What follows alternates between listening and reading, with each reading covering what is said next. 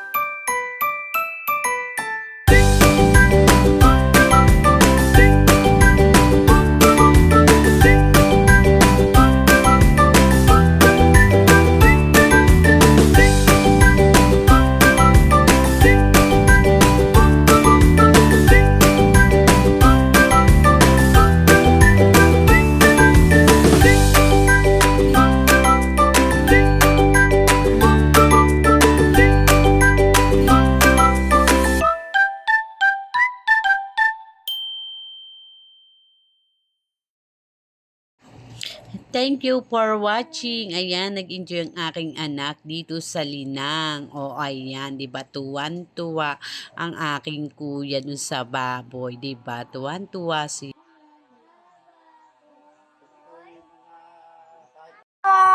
Nandyan kami ni baby.